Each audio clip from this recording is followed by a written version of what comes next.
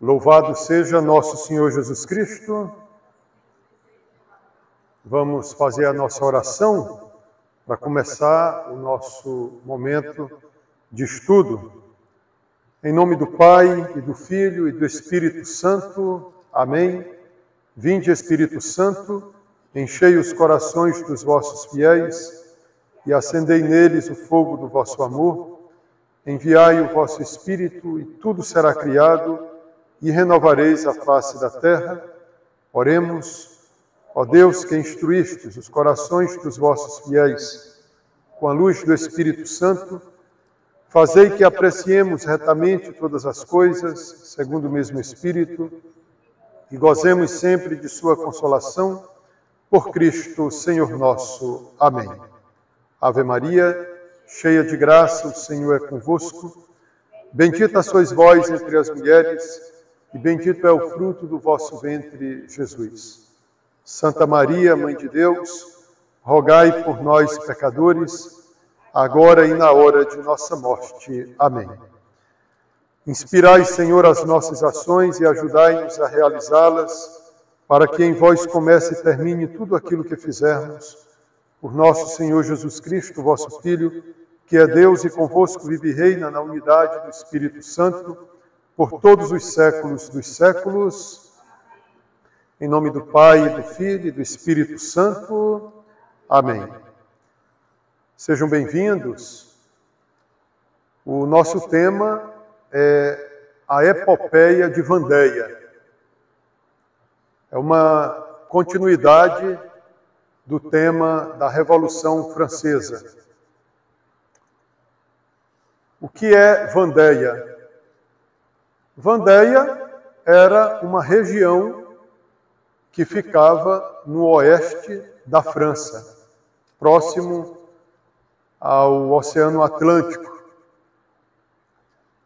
E Vandéia será palco de uma grande resistência da fé católica à imposição do paganismo que a Revolução Francesa estava coordenando. Quem assistiu, quem participou das aulas anteriores, saberá do que eu estou falando. Eu não vou explorar novamente o assunto de Revolução Francesa, para não se tornar maçante.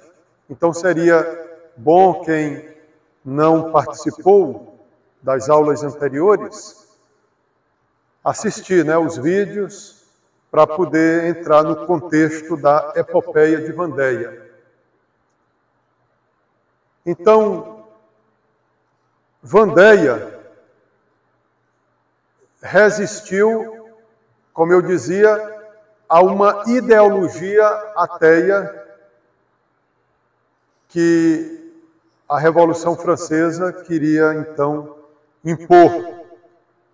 Vandéia não é só uma cidade, Como eu disse para vocês, é uma província, é uma região, enfim. Do que a população de Vandéia vivia? Da pesca, da cultura bovina e ovina. Então daí a gente já percebe que era um povo campestre, era um povo mesmo da roça, trocando em miúdos, A população de toda aquela região chegava a 300 mil pessoas. Era muita gente naquela época, Em 1789,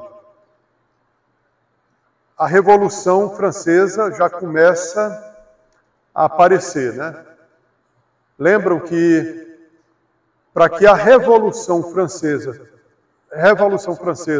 fosse instaurada, todo um terreno foi sendo preparado pelos filósofos,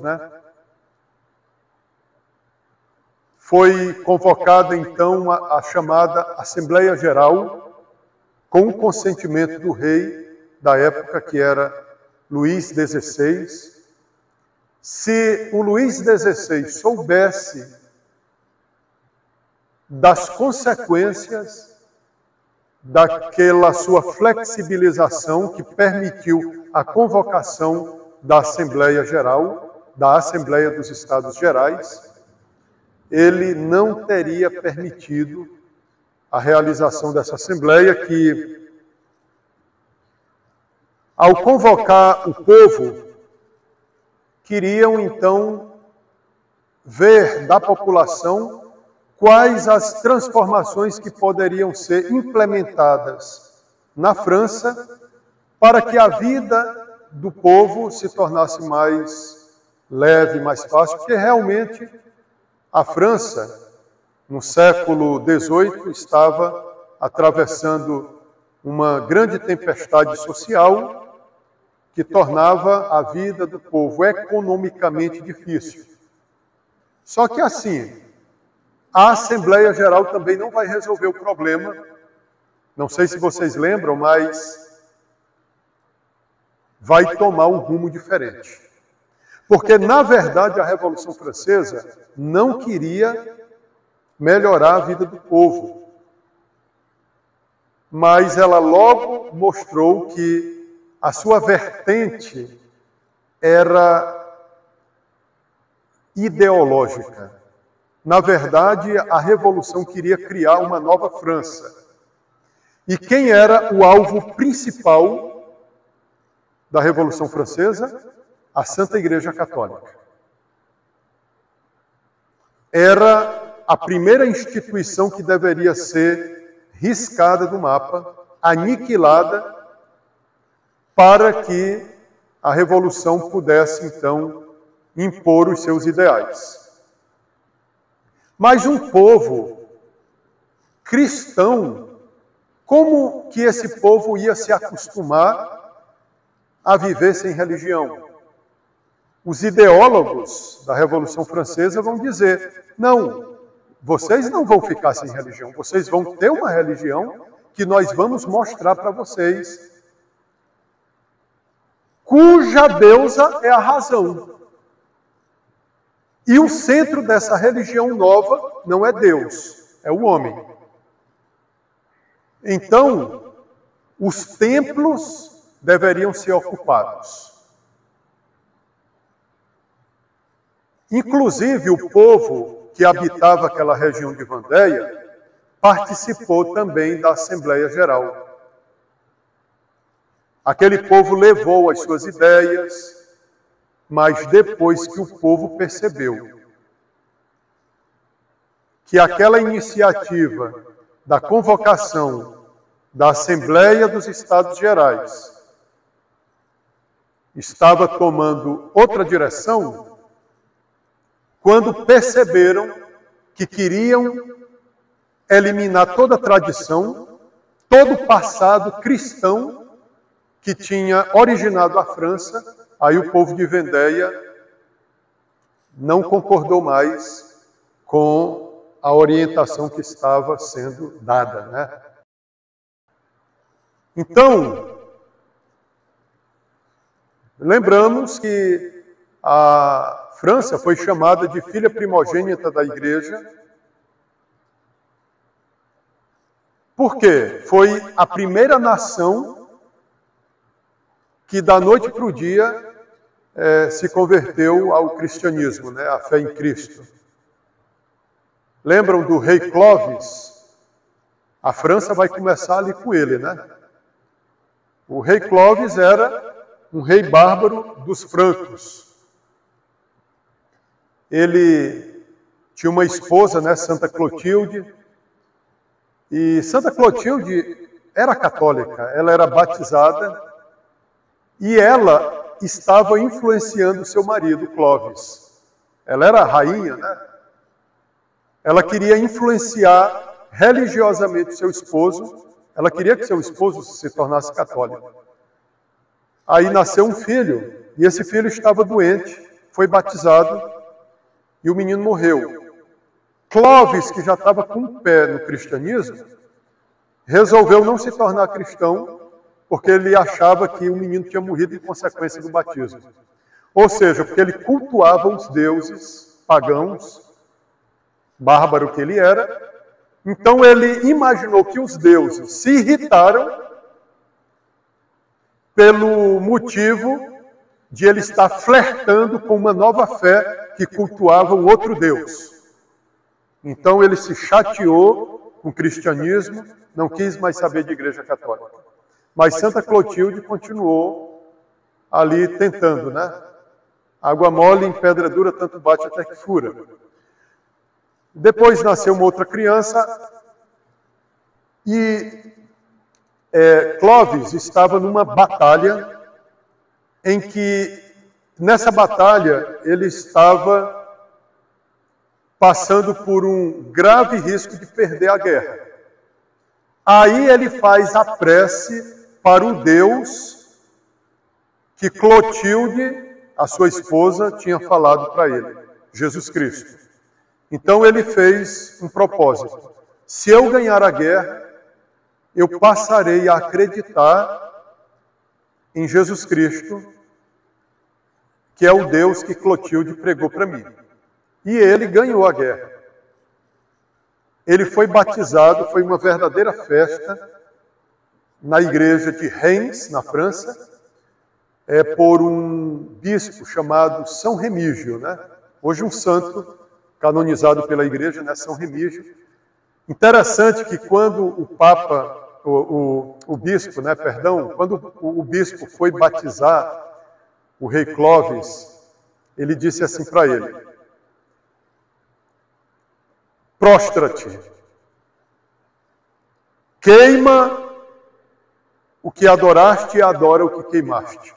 Não sei se vocês entenderam, né? Porque ele tinha que queimar aquilo que ele adorava. O que ele adorava? Pau e pedra, os deuses pagãos. E adora aquilo que queimaste, ou seja, ele chegou a violentar igrejas, porque ele era bárbaro antes de se converter, o rei Clovis. E dizem que no momento que ele foi batizado, ele precisava também ser ungido rei. Agora ele seria, já era rei, mas agora ele ia ser um rei consagrado por Deus. Como no Antigo Testamento da Bíblia, os reis de Israel, todos eram ungidos. Lembram quando Deus não se agradou mais de Saul? Ele escolheu Davi e encarregou Samuel, o profeta, de ir à casa de Jessé, levando um chifre de óleo, o óleo do crisma, para derramar na cabeça de Davi e dizer: agora tu és o rei de Israel.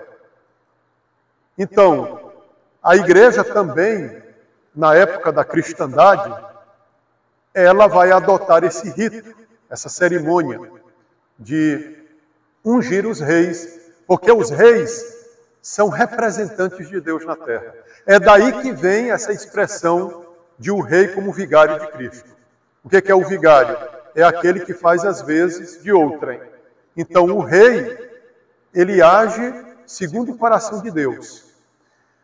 Então nesse dia, São Remígio ia ungir Clovis. Olha, esse costume durou tempos na igreja, viu? Ser ungido pelo Papa dava respaldo ao governante.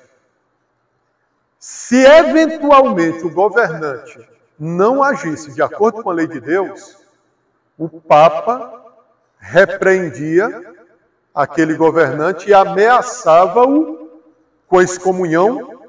E como o governante, para adquirir também respeito do seu povo, queria ser abençoado pelo Papa, ungido pelo Papa, ser excomungado pelo Papa ia colocar ao ridículo o rei. Então o rei tremia nas bases quando se falava em ser excomungado, né, pela Santa Igreja. Hoje, falando disso, a gente diz: a igreja andava de mãos dadas com o Estado. Não é nada disso. A escola ensina errado. O que era isso? O Estado reconhecia, Maria, que o senhorio é de Deus e a igreja é a sua porta-voz aqui na terra. Lembram daquela teoria das duas espadas, a temporal e a espiritual? A temporal é a dos governantes. A espada espiritual é a da igreja. Mas a espada temporal deve se inclinar, deve se dobrar diante da espada espiritual. Deus é quem dá a última palavra. Então, o rei deve andar de acordo com os princípios da igreja, de acordo com os mandamentos da lei de Deus. Se ainda hoje fosse assim, por exemplo, aqui no Brasil, se nós tivéssemos um governante segundo o coração de Deus, se as nossas leis fossem ecos da lei suprema, que é a lei de Deus, o aborto não seria nem colocado em pauta pelos deuses do STF, né? Não se colocaria em pauta esse assunto, entende? E se a igreja ainda fosse respeitada, ela, né, até invocaria castigos e imediatamente a lei dos homens arregaria, né? Não vamos aprovar esse tipo de lei injusta, porque vai contra a lei de Deus. Entenderam como era a cristandade? O que é cristandade, lembram?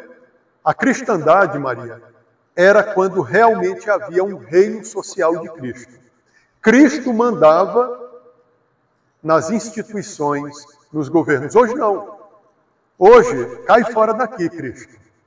Eu não sei se aqui pela transmissão dá para ver atrás a imagem do coração de Jesus. Ele está com a coroa na cabeça e o cetro na mão e um manto. Essa é a imagem de Cristo, Rei do Universo. É o coração de Jesus que reina sobre as famílias, as instituições, escolas, sobre a vida das pessoas. Eu pergunto a vocês, Cristo reina? Não reina mais, não deixamos ele reinar mais. Tem aquela parábola contada por Jesus, que ele diz que um homem dono de uma vinha recebeu o recado dos seus funcionários que dizia assim: não queremos que tu reines mais sobre nós. O Brasil está se comportando assim, o mundo está se comportando assim.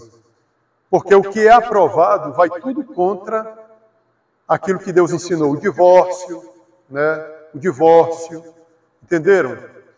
É por isso que a igreja, quando ela diz que Jesus é o Rei do Universo, ela está dizendo assim, ele é o Rei não só lá no céu, mas ele é Rei aqui também na terra. Não tem aquela história, não, o padre fica na sacristia. Igreja não tem que ficar se metendo, não, em política. Sim, em política partidária, a igreja não se mete, mas não é a política que rege a vida do povo? Por acaso a gente vive sem política nesse mundo? Então, por isso que a igreja também, ela tem que participar da vida do povo. A igreja não pode se isentar de participar da vida do povo. Né? Porque se a igreja se retirar, a igreja cairia naquilo que Jesus denunciou, né? A separação de obras e fé, né? Bem, a gente só vai para a igreja, reza, mas não tem as obras, eu digo, de interferir na sociedade para orientar as pessoas como elas têm que viver, de acordo com a lei natural, de acordo com a lei de Deus. Então, voltando ao Clóvis, não tinha óleo para a unção do rei, porque tinha um sacerdote que queria chegar até a catedral, onde o rei estava sendo batizado, crismado, onde ele ia ser ungido, mas era tanta gente que o sacerdote não conseguiu passar com o óleo.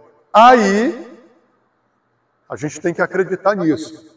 Veio uma pomba do céu, trazendo no bico uma ampola com óleo para que o rei fosse consagrado.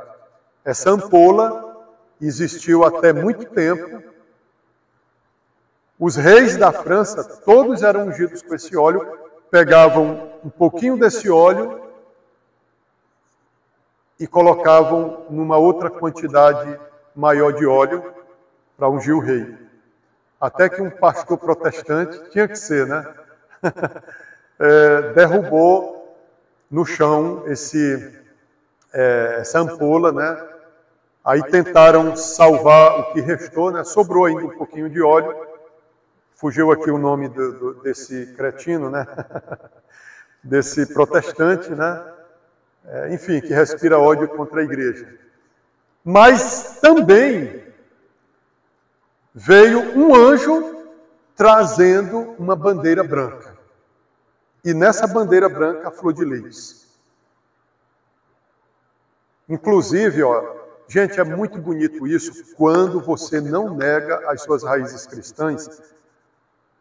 A França, ela tinha uma bandeira até muito tempo, até alguns, eu digo séculos atrás, a bandeira da França era branca, tinha flor de lis e tinha o coração de Jesus.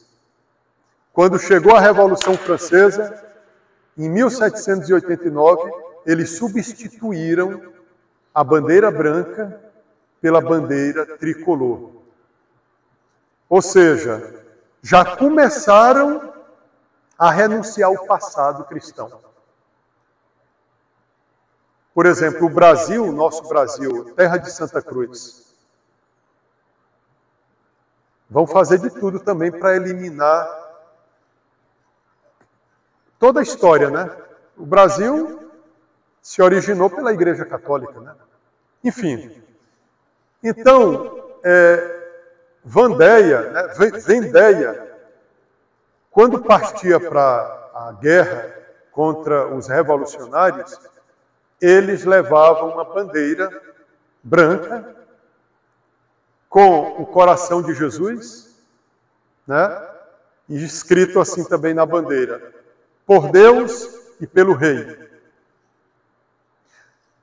Em primeiro lugar, Vendéia lutava a favor dos direitos de Deus. Deus tem direitos. Sabia, Maria? A gente tem que lutar pelos direitos de Deus. A gente acha que Deus tem só deveres. Ele tem direitos também. Sabe por que ele tem direito? Porque os deveres ele cumpre, né? Quais são os direitos de Deus? Nós devemos glorificá-lo. O que é direito de Deus é dever em nós, seus filhos. Nós temos o dever de glorificá-lo, honrá-lo, adorá-lo, porque ele é o Senhor, é o Criador. Está lá no catecismo. Eu lembro quando era criança, a pergunta que a catequista fazia: por que Deus devemos cultuar? Ele tem todo o direito de adoração, porque ele nos criou, sustenta o universo. Temos o direito devemos vir à missa dominical, porque Deus tem o direito de receber de nós o culto de ação de graças dominical. Entende? Então, violar os direitos de Deus, tirar a vida de alguém, mentir, faltar à missa dominical, eu violo os direitos de Deus. Então, por Deus e pelo Rei. Deixa eu aqui, por Deus. Essa Assembleia Geral, que aconteceu em 1789, criou uma Constituição Civil do Clero, lembram? Todo clero, todo sacerdote tinha que jurar fidelidade ao novo governo, não mais a monarquia, ao rei. Olha, prestem bem atenção que desde muito tempo, desde o século XV, muitas nações queriam ficar independentes de Roma. Por exemplo, Martinho Lutero deu a ideia de que fosse criada uma igreja nacional, que era alemã. Henrique VIII criou uma igreja nacional, que é a anglicana, na Inglaterra. A Revolução Francesa queria também uma igreja nacional, ou seja, não é mais Roma, A Igreja da França não pode ter mais interferência do Papa. É o governo que escolhe os papas, os bispos. Só pode ser ordenado o varão que se submeteu à tirania do Estado. O sacerdote que não jurasse fidelidade, ele era exilado, quando não morto, e também o novo governo francês mandou confiscar todos os bens dos sacerdotes, só que aqui há um erro, porque os bens dos sacerdotes eram os bens da igreja. Então eles tomaram tudo que era de patrimônio. Eles associavam que os bens da igreja pertenciam aos sacerdotes. Então eles espoliaram a igreja. As igrejas só poderiam abrir as suas portas para os chamados padres juramentados. Os padres, na maioria que não jurou a nova Constituição Civil do Clero, foi chamado de padres, esses padres foram chamados de padres refratários. Só que uma coisa, de 80% a 100% do clero francês não fez o juramento, se tornou um clero clandestino, refratário. Em outras palavras, desobediente. Desobediente ao Estado e fiel à Igreja de Roma. Fiel ao Papa. Viu? E o povo não queria aceitar os padres juramentados. Para eles tomarem posse, Maria, das paróquias, tinha que chamar o exército, soldados, porque o povo ia para a frente da igreja e não deixava o padre juramentado entrar. Jogavam pedras, jogavam frutas podres nos padres juramentados. Aí os soldados vinham e botavam o padre para dentro da igreja. As igrejas eram vazias. O padre rezava a missa sozinho. O povo não ia. O povo não ia, porque o povo queria participar da missa celebrada pelos padres fiéis. Desobedientes para o Estado, mas para o povo era o padre fiel, era aquele que não tinha jurado a Constituição Civil do Clero. Quando Vendéia soube disso, a população gritava: não nos tome nossos sacerdotes. Na última live, que não foi presencial, vocês assistam lá, não sei se assistiram, hein? Eu falei de Edmund Burke. O Edmund Burke dizia que a França nunca teve um clero tão fiel como naquela época da Revolução Francesa. A maioria dos bispos, infelizmente, ficou com o Estado, né? Eram mais ou menos 53 bispos. Enfim, então, Vendéia, né? A epopeia de Vendéia. Por que Vendéia resistiu assim, heroicamente, à descristianização imposta pela Revolução Francesa? Não sei se vocês lembram, mas Vendéia recebeu um grande legado de um santo chamado São Luís Maria Grignion de Montfort.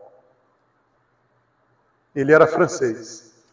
Ele nasceu algumas décadas antes da instauração da Revolução Francesa. Ele nasceu em 1673. Não esqueçam que a data da Revolução Francesa é 1789. Durou alguns anos.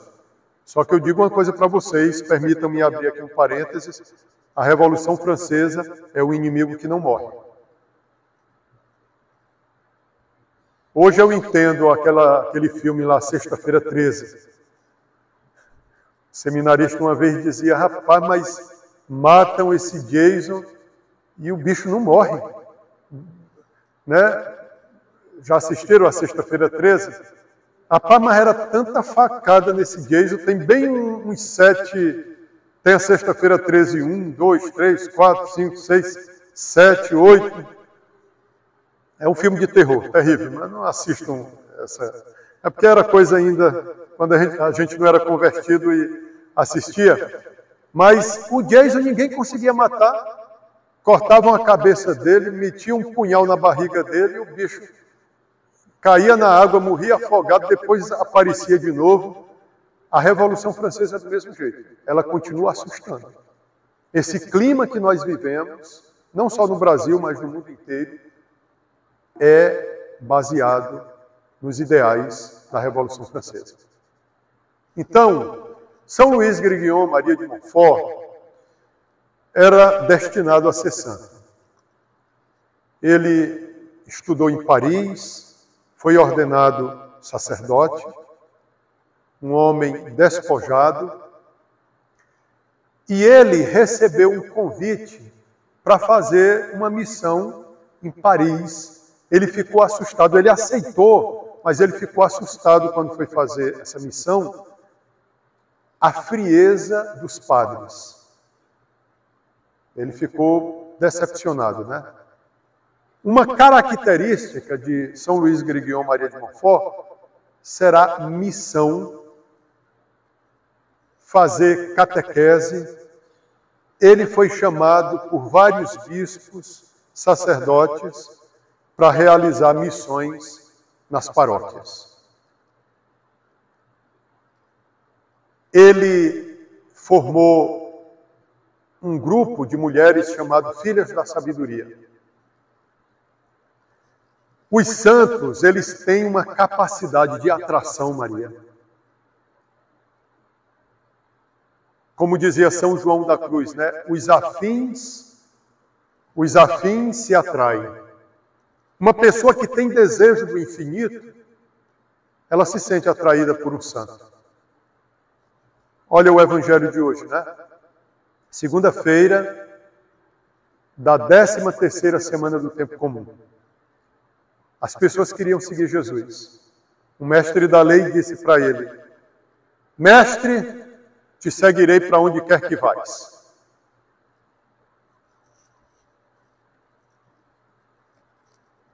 Entendem? Aquele homem queria seguir Jesus. E tem muitas outras histórias, né, nos evangelhos de pessoas que querem seguir Jesus. Quando Jesus chama também, a pessoa larga tudo e segue. A pessoa não consegue resistir ao infinito, porque a pessoa nasceu para o infinito. Como dizia Santo Agostinho, tarde te amei, beleza infinita. Ah, se eu tivesse te conhecido mais cedo. Tu estavas dentro de mim e eu te buscando fora. Eu buscava a beleza na fealdade. Eu buscava o tudo nas criaturas, por isso que eu não te encontrava. Mas na hora que te encontrei, tarde te amei, beleza infinita, beleza tão bela.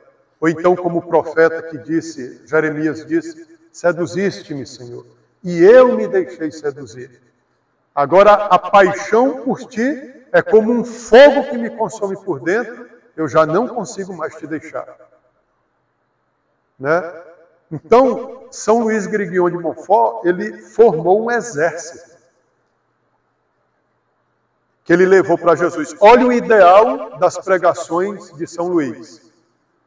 A Jesus por Maria. Ele fazia uma oração assim, ó. Olha a oração que ele fazia. Senhor Jesus, lembra-te de dar à tua mãe uma nova companhia das Filhas da Sabedoria, né?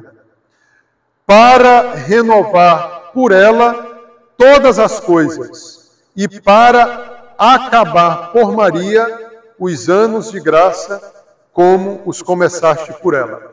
Não sei se vocês entenderam.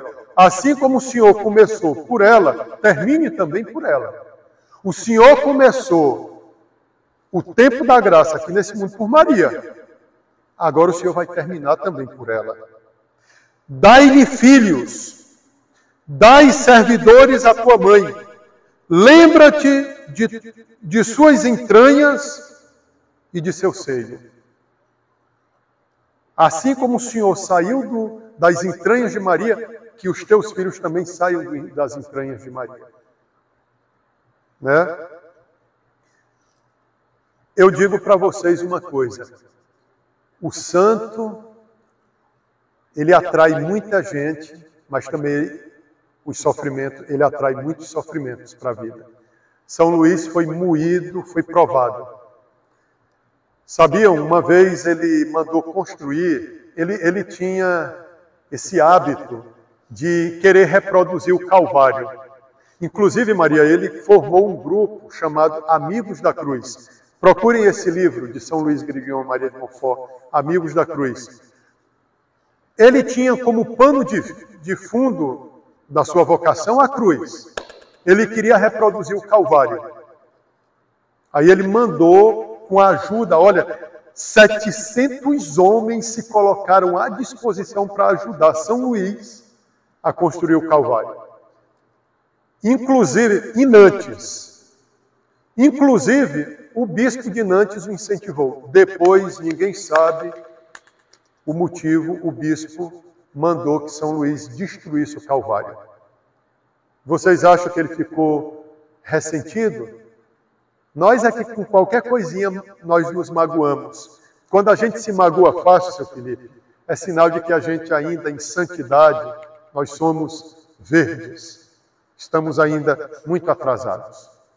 Um santo, ele não se magoa. Ele ficou triste. Mas ele, agora eu vou largar de ser católico. Eu odeio o Papa. Eu não vou mais naquela igreja. Não. São Luís Grignion Maria de Montfort, como diz aí o ditado, as pedras que jogaram nele, ele pegou e fez um edifício. O limão que deram para ele chupar, ele fez uma limonada. Ele formou esse grupo, Amigos da Cruz. Por onde, nas missões que São Luís Grignion Maria de Montfort executava, por onde ele passava, ele fincava uma cruz. Essas cruzes duraram décadas, se não séculos. E outra coisa, além da cruz, seu Felipe, ele mandava fazer um nicho, um arco, para receber uma imagem de Nossa Senhora. Ele era extremamente mariano, e foi justamente nessa dor, quando ele teve que destruir o Calvário, que ele conseguiu escrever o Tratado da Verdadeira Devoção à Virgem Maria. E outras obras também, que ele chegou a escrever. Ele orientava jovens universitários, sabe o que ele mandava? Uma coisa muito simples eles fazerem. Rezem o terço diariamente. Frequentem os sacramentos. O que significa frequentar os sacramentos? E a missa e a confissão. Batismo não, porque a gente é batizado só uma vez e crismado também. Ofereçam sacrifícios e mandava que os seus dirigidos espirituais lessem livros espirituais. Foi assim que ele foi formando a personalidade cristã daquela região de Vendéia. Não esqueçam, no oeste da França. Né? O São Luís, ele foi expulso de dioceses. Sabe por quê, Maria? É o que dizem hoje em relação àqueles que pregam a tradição da igreja, né? É intransigente. O Senhor está dividindo a igreja. Lembram de Santo Ambrósio? Santo Ambrósio viveu muitos anos antes de São Luís Grignion Maria de Montfort. Ele foi contemporâneo de Santo Agostinho, ali pelo V século. Santo Ambrósio era um grande bispo e as mães não queriam deixar mais suas filhas frequentarem a igreja de Santo Ambrósio. Porque as meninas todas queriam se consagrar, serem religiosas. Ninguém mais queria outra vida a não ser viver só para Deus, como virgens consagradas. Aí as mães se revoltaram. Minha filha não quer casar, porque naquela época tinha que ter casamento arranjado. Toda mulher tinha que ter um casamento arranjado. Você tinha que dar prole, descendência para a sua família. Mas as meninas querem se consagrar, né? Tem até um livro de Santo Ambrósio sobre essa situação, né? Aí vieram com vontade, mas a vantagem de Santo Ambrósio é porque ele era bispo, né? Se ele fosse padre, já iam arrumar a transferência dele. Porque o padre, quando ele é santo, ele incomoda. São Luís Grignion de Montfort também foi taxado de o senhor está dividindo a igreja, o senhor está fanatizando as pessoas. O senhor está fanatizando as pessoas. As pessoas estão ficando fanáticas. Só porque as pessoas rezavam, eram devotos de Nossa Senhora, frequentavam os sacramentos. Por isso eram fanáticas. Para o mundo pagão, nós somos fanáticos, sabiam? O que é o fanático? É aquele dogmático. A lei de Deus diz isso. Não tem margem para ir. Isso é uma fanática, isso é um fanático. Não, tem que ser um mundo aceitar tudo, né? Relax, aceitar tudo. Aceitar tudo. Aceitar todas as religiões. né? A gente tem que ser mais assim, né? Ecumênico. Né? Ecumênico, aceitar as diferenças. Então, São Luís foi expulso de muitas dioceses. Foi uma vida sofrida. E uma vez disseram para ele reagir. Olha, os teus inimigos. Sabia que tinha gente que pagava pessoas para quando São Luís Grignion passasse, ficassem proferindo contra ele pragas. Eu lembrei nesses dias a história de Eliseu, né? Ele era careca. Aí Eliseu era um profeta, né? Tomara que eu contando essa história não inspire alguém para vir contra mim também, né? Querer que eu viva a história de Eliseu, né? Alguns jovens foram recrutados pelos inimigos para escarnecerem de Eliseu. Aí ele ia passando e os jovens, careca, olha o careca, né? Mangando do profeta. Só que Eliseu tinha, né, o poder ali e ele invocou ali uma praga ali contra aqueles jovens, né? Saíram do mato, né, Maria? Ursos que devoraram aqueles jovens, despedaçaram eles no meio. Né? Mas São Luís também passou por isso, né? Não viu o padre Paulo Ricardo quando foi à Câmara dos Deputados defender a vida contra o aborto? Isso há alguns anos. Teve uma deputada que escarneceu dele por causa da batina, né? Quase chamando ele assim, não foi bem a palavra urubu, mas ela queria insinuar isso, né? Mas ele foi bem, né? Ele teve categoria, né? Não se rebaixou, né? Desceu ao nível. E é isso, né? Então, o São Luís Grignion, Maria de Montfort, quando disseram, olha, os teus inimigos estão mandando de ti. Sabe como é que ele respondeu? Só um santo para responder serenamente. Meus inimigos são aqueles que falam bem de mim. Né? Esses que são meus inimigos, eu peço àqueles que são tidos como meus inimigos, eles que são meus amigos, porque eles me dão a cruz para eu carregar, a cruz da humilhação. Né? Então, aqueles que falam bem de mim, que pensam que são meus amigos, são meus inimigos. Aqueles que são meus inimigos, como me fazem sofrer, e aí eu vou carregar a cruz, eu agradeço pela cruz, eles que são meus amigos. É um santo, né, meus irmãos? O santo tem um nível muito maior do que nós. Nós somos carnais, né? Nós somos da carne, ofendidinhos, né? Qualquer coisinha que a gente olha só a vida presente, etc. Quando São Luís estava morrendo, as últimas palavras dele foram essas. Vamos, queridos amigos, vamos ao paraíso. O que quer que ganhemos aqui, o paraíso é melhor. Ele morreu em 1713, mas ele deixou um legado, os chamados Filhos de São Luís. ele formou grupos de sacerdotes de caráter, né, de personalidade, de espiritualidade.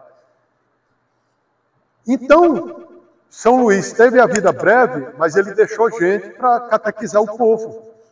Para catequizar o povo. Então, Vendéia vai ser toda formada na catequese de São Luís Grignion Maria de Montfort. Por isso que eles vão resistir. Enquanto muitas outras regiões da França vão sucumbir, outras regiões, por exemplo, Languedoc, uma região muito conhecida da França, também não cedeu à ideologia ateia da Revolução Francesa. Mas só que eles não formaram, a população do Languedoc não formou um exército para combater o exército revolucionário, que queria fechar as igrejas, destruir os símbolos cristãos. Será o contrário de Vendéia. Nós vamos ver isso na próxima aula. Vendéia formou um exército. Pegaram armas, não os sacerdotes. Os padres iam nas guerras de Vendéia, mas como diretores espirituais, para celebrar a missa, para pregar, animar o povo, seu Felipe, para que o povo não se abatesse. É interessante porque quando havia guerra, que os vendeianos iam combater o exército da Revolução Francesa, eles não podiam ver uma cruz que eles paravam para rezar, se ajoelhavam diante da imagem de Nossa Senhora. Aí o chefe do exército, que geralmente era um nobre e não tinha essa mesma sensibilidade religiosa, se irritava com essa piedade dos vendeianos. Só que alguém disse para um determinado chefe, deixa, porque isso anima e fortalece eles para a guerra. Rezar para eles, para os vendeianos, era uma injeção de ânimo para combater em favor da Santa Igreja Católica. Lembrem que a guerra de Vendéia era religiosa. Eles queriam defender a fé. Muitos nem conheceram São Luís Grignion de Maria de Montfort, mas receberam o legado dele. Eu vi essa tarde, José, numa live, um leigo dizendo assim, um padre, ele é um pai numa paróquia. Ele não pode ficar só um tempinho, 3, 4, 5 anos, ele tem que ficar pelo menos uma geração. Seu Felipe, ele tem que formar uma geração. Sabe por que nessas nossas paróquias nunca se cria assim tradição? Porque os padres vêm e ficam 2, 3 anos. Aí cada um que vem é diferente um do outro. Você tem que formar herdeiros. Um padre tem que ficar ali 15, 20 anos, uma geração, um padre bom que eu digo, né, santo, para ele formar pessoas que possam depois passar para frente o gosto pela oração, pela Santa Missa. Eu vi paróquias aí de padre com 32 anos que estava lá, aí jovens, foi ele quem me batizou, foi ele quem assistiu o meu casamento, falando com uma gratidão àquele sacerdote, uma pessoa venerável e respeitável. Eu estou dando esse exemplo, não que tenha que ser assim, mas vejam lá, naquela região do Nordeste, os padres ficavam um longo tempo e por isso que hoje o Nordeste é exemplo em piedade, em tradição. Um Frei Damião, um Padre Cícero, que formou toda uma geração. Aqui no Goianésia, que a gente chama o povo para fazer uma procissão, vai 5, 6 gatos pingados. Né? Mas eu acredito que se ficar aqui uns 20 anos, oh Deus, se ficar uns 20 anos, oh basta lá. Aí, daqui uns 20 anos, o povo de Goianésia vai... Não essa geração velha de agora, viciada aqui de Goianésia. Essa geração aqui, eu não tenho esperança nenhuma, dona Fátima. Com exceção de vocês que estão aqui. A minha esperança são os jovens e essas crianças. Que vão aprender agora, esses velhos que não gostam de procissão, né? que não anda, assim, eu não vou, né? É idolatria, vai para o inferno. Agora, esses jovens, aí a gente vai formando, eles vão aceitando a pregação do padre, mas o padre também tem que viver direito para que o povo acredite na sua pregação, naquilo que ele ensina, para que seu estilo de vida não desacredite o evangelho, o que ele prega. Entenderam? Eu estou tentando ensinar por que Vendéia se tornou esse baluarte de resistência. O povo de Vendéia não sabia não sabia nem atirar. Mas para defender, sabe como é que eles foram? A primeira vez que eles foram enfrentar o exército francês estava com canhões, fuzis, eles estavam com foice e pau na mão. Como é que você vai enfrentar um exército assim? Um exército com grande poder bélico? Quase todo mundo foi morto no primeiro confronto. Os soldados franceses foram tão cruéis que cortaram as orelhas dos cadáveres para enfeitarem os seus chapéus. Né? Para dizer, o que é que vai acontecer quem se meter com a gente. Né? Interessante, quando Vendéia foi convocar o povo para a guerra, as 600 igrejas que estavam em toda a região tocaram o sino ao mesmo tempo. Só Deus para explicar, numa época que não existia nem internet, WhatsApp, para alguém dizer assim, bora, toca os sinos aí ao mesmo tempo.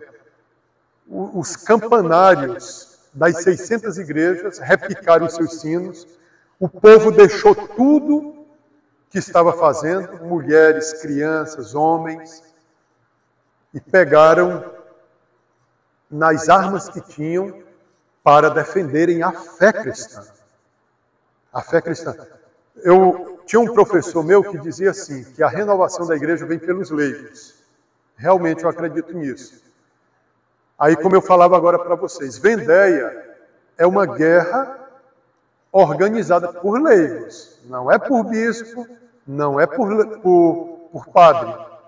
Os padres, como eu falei, eles não pegaram armas. Eles só estavam ali encorajando o povo, aprovando o povo, Maria. Em relação a lavar a honra, né, da igreja, de Deus. Na Bíblia, tem aquela história dos Macabeus. Já ouviram falar? Na renovação carismática, eles gostam de explorar isso, né? Não tem aqueles 2 livros do Antigo Testamento chamados Macabeus?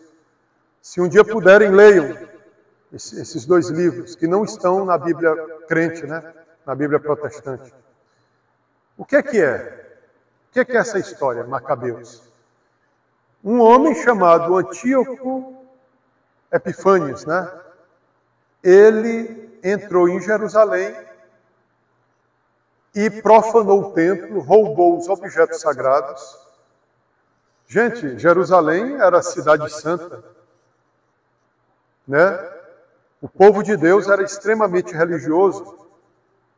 Era um povo, digamos, teocrático, né? Então, que ofensa, mas o povo reagiu. Aí tem um sacerdote chamado Matatias. Antíoco quis obrigá-lo a oferecer dons aos deuses, e num lugar que era usado para cultuar o Deus de Abraão, Isaque e Jacó. Matatias foi àquela convocação, queria ver o que ia acontecer, mas ele não ia oferecer. Aí um judeu apressa os passos para oferecer sacrifícios aos deuses, e Matatias tira a vida daquele judeu, tipo assim, para defender a religião dos judeus, a religião verdadeira, naquela época. Matatias, então, chama o povo para fazer uma guerra contra os sírios, que queriam implantar na Terra Santa uma cultura gentia, ou seja, pagã.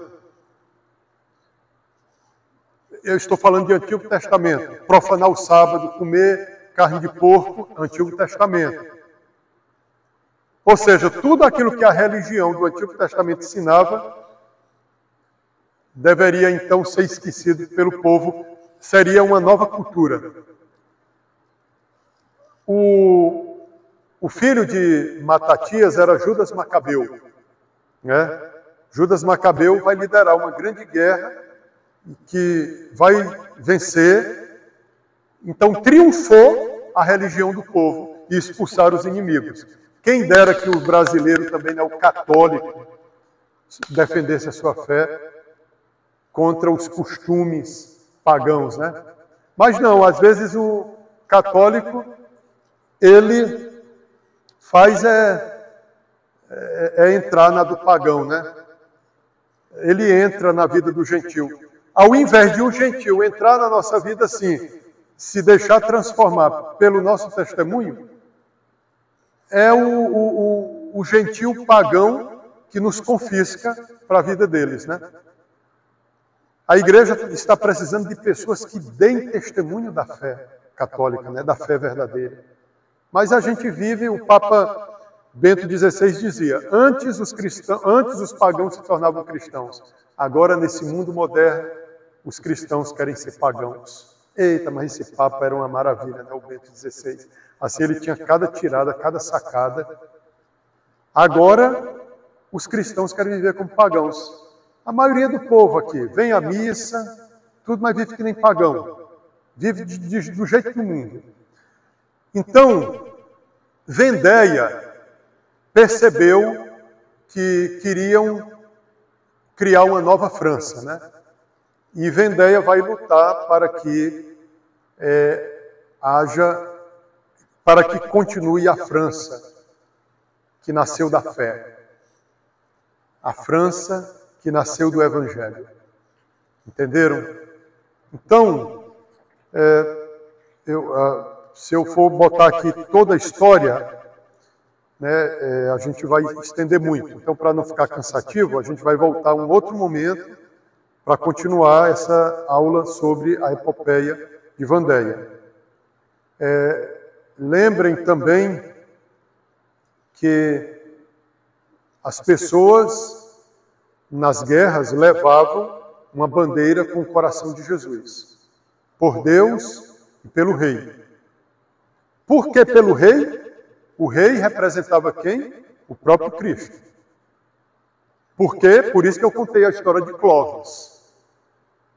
Aí veio uma pomba do céu, veio um anjo, então Deus tinha aprovado Clóvis. Então todo sucessor de Clóvis era um rei cristão.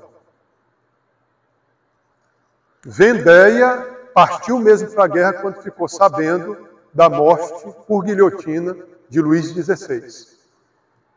Quando souberam da morte do rei, aí disseram, o Delfim ainda vivia, mas tinha poucos anos, né, de idade, começaram a proclamar o Delfim. Quem é o Delfim? O Delfim é o filho do rei que vai suceder o pai, né, como rei. E começaram a fazer essa guerra também para que o Luís XVII, filho do Luís XVI, se tornasse o rei da França. Queriam restaurar a monarquia, né? Então, Vendéia era animado por um espírito religioso, né? Um espírito de fé. Isso muito bonito, né? Era um povo extremamente religioso, de guardar o domingo. Olha uma coisa, uma vez alguém perguntou como proceder em um lugar que tem um padre juramentado. A gente tem que ir na missa dele? Aí foi feito um catecismo dos padres não juramentados, dos padres refratários, para orientar essas pessoas. Como elas deveriam se comportar em paróquias com padres refratários. No dia de domingo, vocês se reúnam em alguma igreja ou casa que não tenha padre refratário, vocês fazem um momento de oração e consagram, então, santificam o domingo. E se morrer alguém, nós vamos ser enterrados como animais, porque o padre refratário não pode encomendar o corpo? Aí o catecismo responde: os corpos dos mártires também foram lançados às pedras, ao fogo, aos mares, não tiveram um enterro digno. Então, não ser encomendado por um padre refratário era muito mais digno. Estão entendendo, então? Foi um povo realmente... Né, eu digo assim, olha, um católico de verdade, ele nunca sai da Igreja Católica. Se ele tem uma boa formação, conhece a doutrina, ele não sai. Por isso que o povo de Vendéia, nós vamos estudar na próxima aula, né, que toda a Vendéia vai ser arrasada, né? Também aquilo que eu falei para vocês, o poder bélico dos revolucionários era grande. Aquele povo simples não tinham grandes armas, né? Não tinham grandes armas. Por isso vão ser todos dizimados.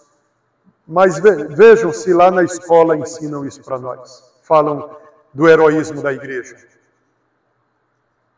Foram mortos todos. Olha, um exército vendeiano tinha de 60 mil a 70 mil homens.